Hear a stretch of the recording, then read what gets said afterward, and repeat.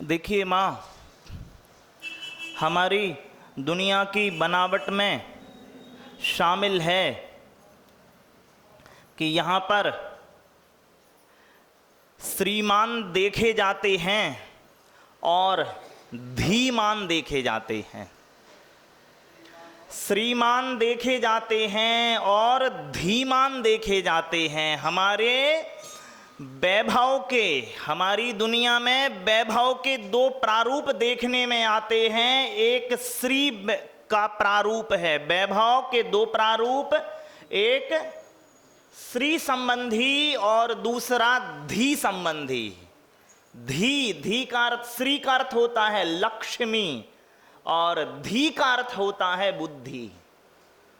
तो यहां पर धनवान देखे जाते हैं और बुद्धिमान देखे जाते हैं। दो ही तरह के पुरुष देखे जाते हैं। जिनके पास संपत्ति के रूप में, वैभव के रूप में संपत्ति है, एक तरह के वे लोग हैं। दूसरी तरह के वे हैं जिनके वैभव के रूप में जिनके पास बुद्धि है। ठीक है कि नहीं है? तो प्रायः करके, और जो नीति कहती है, मुनिजन कहते हैं कि संपत्ति के वैभव सहज हैं, सरल हैं उपलब्ध कर लेना बुद्धि के वैभव से। क्यों? महाराज साहब कहते हैं कि और धन कन कंचन राज सुख सबही सुलभ कर जान, दुर्लभ है संसार में एक यथार्थ ज्ञान। तो इसका अर्थ क्या हुआ? ये ध्वनित हुआ कि ज्ञान की उपलब्धि वैभव की उपलब्धि से दुरूह है। महाराज साहब लिखते हैं, संत समागम प्रभु भजन तुलसी दुर्लभ दोए, सुत दारा और लक्ष्मी पापी के भी होए। तो यहां पर पापियों के भी देखिए, अगर आप तुलनात्मक अध्ययन करें तो बुद्धिमान के यहां लक्ष्मी देखी जाती है, लेकिन लक्ष्मीवान के यहां बुद्धि नहीं देखी जाती। तो जिसका वर्चस्व दो स्थानों पर है वो ज्यादा महत्वपूर्ण हुआ। इसीलिए कहते हैं लक्ष्मी और सरस्वती का तो बैर ही है। ठीक है मां कि नहीं है? और चाचा, तो श्री की उपलब्धि सरल है और धी की उपलब्धि श्री के अनुपात में तो जटिल है, कठिन है थोड़ी सी। ठीक है कि नहीं? और ये देखिए मां, जो श्री है वो एक ही काम करती है, बल का। धन को बल के तौर पे देखा जाता है। जैसा कि स्वर्गीय घनश्याम दास बिड़ला ने अपने लड़के बसंत कुमार बिड़ला को पत्र में लिखा था।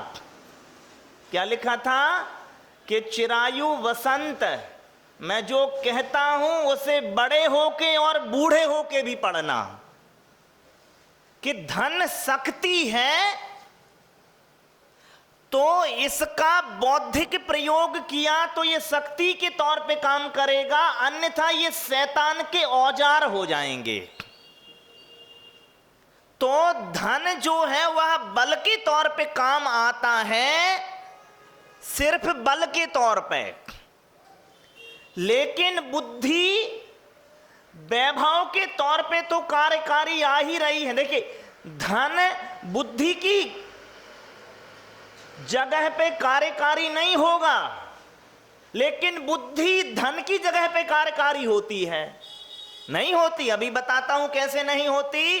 क्योंकि महाराज साहब लिखते हैं, विदेशेषु धनम विद्या, विदेशेषु धनम विद्या, विदेशों में विद्या है धन। लेकिन कहीं पर भी विदेश में धन को विद्या नहीं कहा। वे कह रहे विदेशेषु धनम विद्या व्यसनेषु धनम मति, और परलोके धनम धर्मः शीलम सर्वत्र वैव धनम। तो धन को विद्या नहीं कहा हुआ है, विद्या को धन कहा हुआ है। ठीक है। दूसरी बात वो कह रहे हैं, स्वाग्रहे पूज्यते मूर्खा। स्वाग्रहे, अंधों में काने राजा। मां समझ रही, स्वाग्रहेते पूज्यते मूर्खा और स्वाग्रामे पूज्यते प्रभु, स्वादेशे पूज्यते राजा, विद्वान सर्वत्र पूज्यते। तो मूर्ख धनी है तो अपने घर का होगा, मूर्ख प्रभु है तो राज्य अपने गांव का होगा प्राधान्य, मूर्ख राजा है तो अपने राज्य का होगा, लेकिन विद्वान है तो वो तीनों जगह विद्वान होगा और पूज्य होगा। नीति कहती है, विद्वत्त्वं च नृपतत्वं चाना एव तुल्ये कदाचन, स्वाग्रहे पूज्यते राजा, विद्वान सर्वत्र पूज्यते। कि विद्वान और मूर्खों की तुलना तो हो ही नहीं सकती है, क्योंकि विद्वान तो सीमाओं में पूजा, मूर्ख तो सीमाओं में पूजे जाते हैं, विद्वान सर्वत्र पूजे जाते हैं। चाचा, तो अब मैं ये क्यों कह रहा हूं? मैं इसलिए कह रहा हूं क्योंकि विद्वत्ता की पर्याय जो प्रकट होती हैं वो मनुष्यत्व से प्रकट होती हैं, और जो धनत्व की पर्याय प्रकट होती हैं वो दैवत्व पने से प्रकट होती हैं। सूत्र को ध्यान में रखना है, देवास चतुर्णी काया। देव माने जाते हैं धन की पर्याय, मनुष्य माने जाते हैं बुद्धि की पर्याय। जब आप देवता को संदर्भित करते हैं तो किस संदर्भ में लेते हैं? ऐश्वर्य के संदर्भ में। जब आप मनुष्यत्व को कहते हैं तो ऐश्वर्य के संदर्भ में नहीं कहते हैं, वहां पर बौद्धिक संपदा के रूप में संदर्भित करते हैं उनको हम। ठीक है कि नहीं है मां? तो यहां पर चाचा हम हुए धीमान और वे हुए श्रीमान। ठीक है मां? तो श्री पहले तुलनात्मक अध्ययन से बता दिया है कि धीमान बड़ा है, श्रीमान छोटा है। इसके उदाहरण का तौर पे जे देख लो कि भगवान के चरणों में देवता झुके, आदमी के चरणों में हमने आसमानी लोगों को झुकते हुए देखा है। तो जो झुक रहा है, जिसके लिए झुक रहा है, तो लिए वाला महत्वपूर्ण हो गया। तो देवता महत्वपूर्ण नहीं है उतना जितना आदमी है कीमती। समझ रहे कि नहीं? तो जो लोग स्वर्गीय सुखों की आशाओं से भरे हैं तो उनकी आशाओं पे मैं पानी फेरने का काम कर रहा हूं। क्यों? क्योंकि वहां पे आशाई का सुख है, उपलब्धि का नहीं। आप यहां स्वर्ग की आशा के सुख से भरे हो, आशाई का सुख है जब तक यहां हो। और खासकर माताएं, क्योंकि जब स्वर्ग के संबंध में चर्चा होती है तो वो पुरुष पने के स्वर्ग के संदर्भ में चर्चा ज्यादा होती है, माताओं के पने के स्वर्ग के संबंध में चर्चा कम होती है। अरे आप ही ने किया, मैं क्या बताऊं? सची को छोड़ के स्वर्ग में किसी का नाम तक तुम्हें स्त्री का पता नहीं है, बताओ। और इधर बाकी सबका पता है। और जबकि भीड़ का अनुपात देखो तो वहां माताओं का अनुपात जो है कम से कम 30 गुना ज्यादा होगा। महाराज जी 32 गुना इसलिए नहीं क्योंकि ऊपर के देवों में होती नहीं ना उनकी देवियां,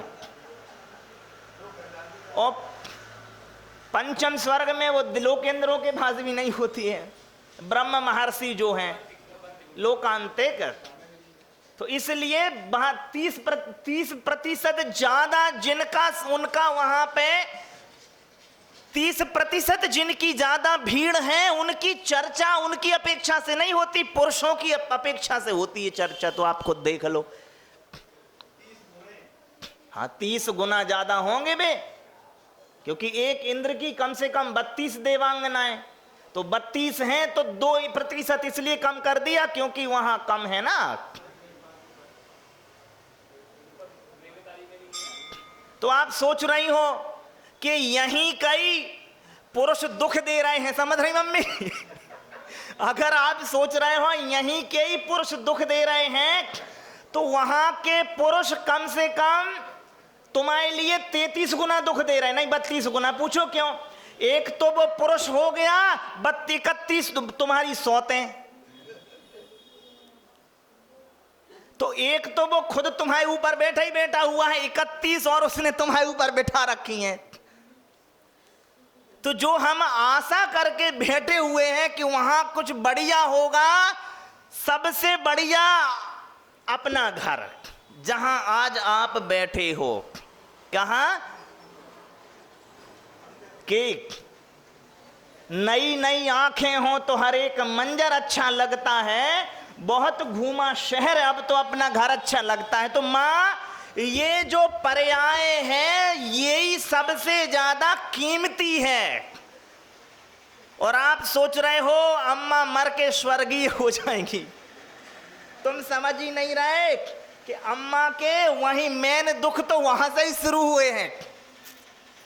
यहां कम से कम 3 दुखी करने वाले थे, एक पति 2 बहुएं, वहां 32 आदमी।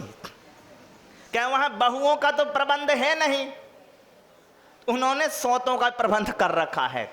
चलिए अब ये देख लेते हैं मनुष्य क्यों कीमती है, देवता क्यों कीमती नहीं है। पहली बात तो अपने यहां पे प्रजातांत्रिक व्यवस्था है, वहां पे राजतंत्र है। अब स्वधर्मेंद्र जो हैं तो कितने सागर तक बेई स्वधर्मेंद्र बने रहेंगे, तुम्हारे बनने का तो कोई उपाय है नहीं। और यहां पे कम से कम वन विकास हो पाए ना हो पाए, संभावनाएं तो हैं कि 25 साल के हो जाओ तो संसद ही लड़ लो और प्रधानमंत्री हो जाओ, हर कोई। नहीं, क्या वो 100 क्या आएगा मां, 1/140 करोड़, एक सही, एक मैं भी हूं ना प्रधानमंत्री, एक कितना प्रधानमंत्री हो, 1/140 करोड़, वहां पे नील बटे सन्नाटा है। देखिए चाचा, एक बढ़िया सुनाता हूं आपको, राजतंत्र की दुर्दशाएं क्या हैं। लगाकर आग, क्या मां, लगाकर आग शहर को ये बादशाह ने कहा, उठा है दिल में आज तमाशे का शौक बहुत। लगाकर आग बादशाह, लगाकर आग शहर को ये बादशाह ने कहा, उठा है दिल में आज तमाशे का शौक बहुत। झुका के सर शाह परस्त सब बोल उठे, हुजूर का शौक सलामत रहे, शहर हैं और बहुत है। तो राजशाही तो है अपने आप में ही दुख। दूसरा बात, कोई राजा होगा तो निश्चित ही कोई दास होगा, और तुम्हारा तय नहीं है कि तुम स्वधर्म बनो कि उसके दास। मम्मी, यहां पे अभी परिवार में समान संपत्ति का अधिकार है, लेकिन वहां पे तुम बे राजा हो गए, बे सही में ही स्वामी हो गए, जो आपके स्वामी हैं बे सही के ही स्वामी होंगे, और तुम अभी तो कहने की दासी हो, आपके चरणों की दासी, फिर वहां सही में ही दासी होना है। अभी तो है नहीं ना ऐसा। तो राजतांत्रिक व्यवस्था है तो वो दोषपूर्ण है, और जहां राजतंत्र है तो दासत्व का प्रश्न बना रहेगा। तीसरी नंबर की जो दास है उसमें प्रभुत्व की आशा बनी रहेगी। तीसरा दोष ये हो गया। चौथा बड़ा दोष है, जब एक सुपीरियर है और दूसरा तो फिर हमेशा तुलनात्मक रवैया अपनाते रहेंगे, तो दिन भर कुड़ते रहो कुड़ते रहो कुड़ते रहो कि मैं ऐसा कब हूं।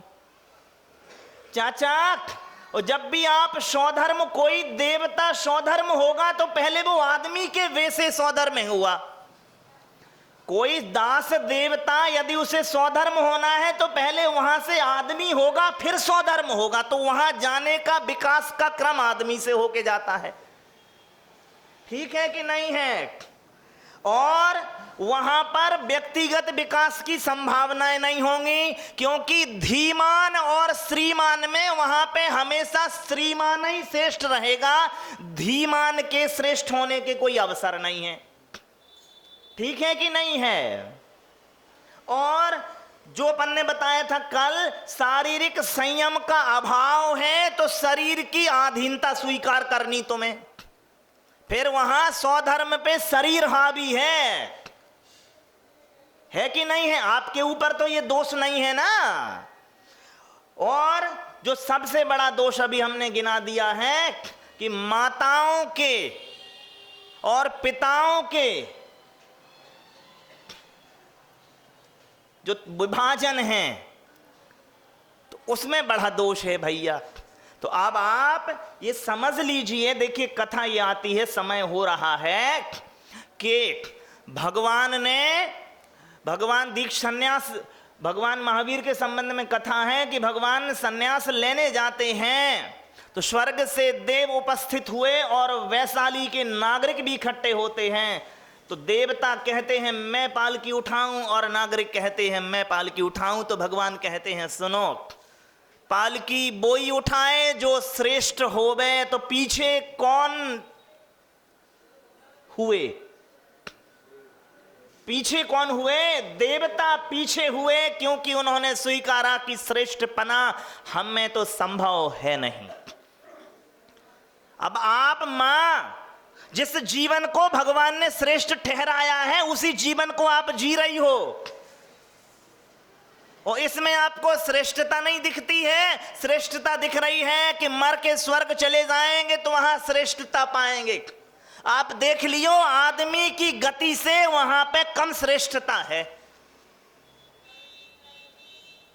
यहां तो कम से कम कोई सौत लाने की भी सोचे तो प्रशासन 3 साल को जेल में डाले, और वहां अनिवार्य नियम के रूप में 71 सौतें मिले। 71 नहीं, क्षमा करो, 31 अरे तो चाचा 71 भी 72 वालों की अपेक्षा से देख लो, किन्हीं के स्वर्गों में 72 भी तो मिलती हैं, और पूरा झगड़ा उनके यहां यही है 72 हूर। तो वहां की अपेक्षा से मुंह से निकल गया। तो मैं सिर्फ ये कह रहा हूं, मां जिस जिंदगी को जी रही हो यही पूरे संसार में श्रेष्ठ है। और आपको श्रेष्ठ क्यों नहीं लग रही है मां? क्योंकि आप उसका श्रेष्ठपना देख नहीं पा रही हो। और एक अच्छी बात बता दूं आपके लिए है, जो कल चर्चा हुई थी शाम को थोड़ी सी, तो एक दुनिया भर में जो प्रसिद्ध वचन है उसमें से एक बहुत अच्छा वचन है। वो कह रहा है कि औरत पैदा नहीं होती, बनाई जाती है। क्या? सिमोन द बाउअर का कोट है, औरत पैदा नहीं होती, क्या होती है? बनाई जाती है मां। तो अब आप समझ लें, जो इस ढंग से आप बन गई हैं उसमें इसलिए क्योंकि आपने बनना चाहा। आप यहां दुखी हो इसलिए क्योंकि आपने दुखी होना चाहा। अगर आप दुखी होना नहीं चाहती तो आप कभी दुखी नहीं होती। आपने चाहा है इसलिए आप दुखी हो, और जिन्होंने नहीं चाहा है तो बेखूब सुखी हैं। मुनि महाराज जी लोग थे, मैंने नहीं चाहा भैया, मुझे दुखी नहीं होना है, तो मैं क्यों हूं? मां मैं जैसा हूं, मेरे होने में पूरा हाथ मेरा है, दूसरे में, मेरे होने में दूसरे का तो कोई हाथ है ही नहीं। तो ये ठीक से मान के चलें।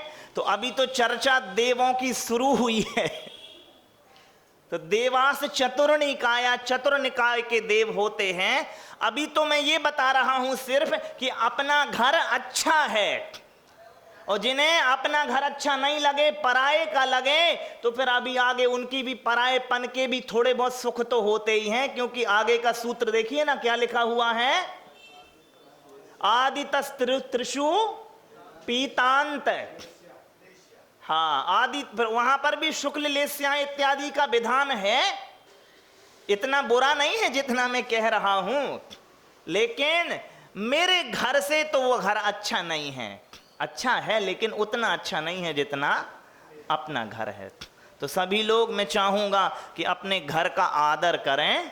और पूज्य मुनि महाराज साहब और आगे बढ़ा देंगे। पूज्य मंगलानंद सागर, मंगल सागर मुनि महाराज की जय। महाराज साहब